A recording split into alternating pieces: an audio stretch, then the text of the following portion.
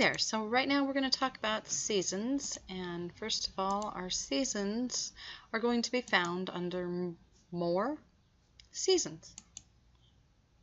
Your seasons are set up to be categories for all of your classes, so if you have different settings for pricing, you can create different seasons.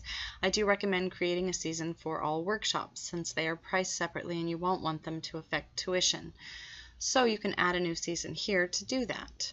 You can also copy a season, and you may want to look at doing that later in the future as you use this tool. You will also be able to copy that season with current registration so that if you are moving your students from one season to the next who will be continuing on in classes, you can just do that right here. We're going to go ahead and look at the season itself to talk about the settings right quick. We've got our special rates, so if you do want this season to be billed differently than your normal tuition rates are, you can do that right here. You're also going to want to set up your no class dates, and I noticed that we do not have any of those. So gosh, we didn't have any of those, but now we do. You guys are awesome. When I checked this out the other day, there were no class dates. There were not any no class dates, so good to see those have been added. So that's one thing you can do there, and then we're going to go on back to the summary. We are going to see the season end date. This is going to be when all things that are accessible to you in that season are going to fall away.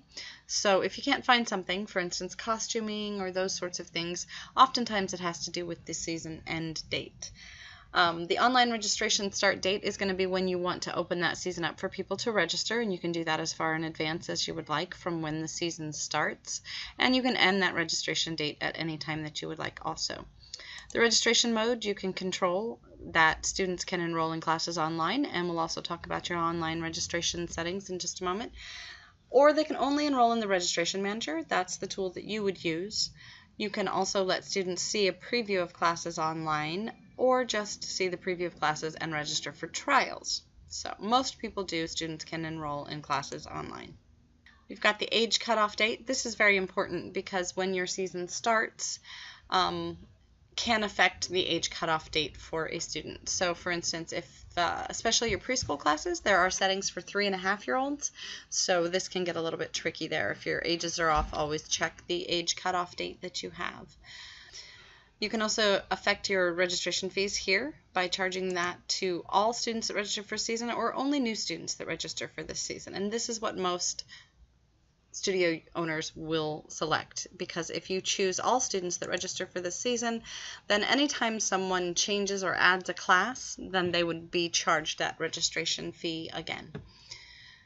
You do want to collect the first tuition early, I imagine, and that is what most people do, and then you will post tuition from then on.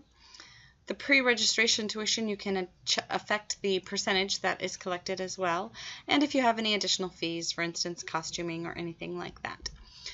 If you do have an auto-pay requirement set up in your tuition settings, you can ignore that here for this particular season in case you do have multiple seasons.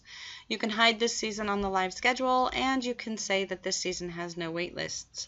You can also set up prorated tuition during the season, and you will want to look at the number of days in the month, as when you go to do that, it will ask you how many weeks are in that first month. So you'll want to make sure that that applies to all days of the week. For instance, if you have a Monday class and it only has 3 days in that month, then these settings will be affected by that.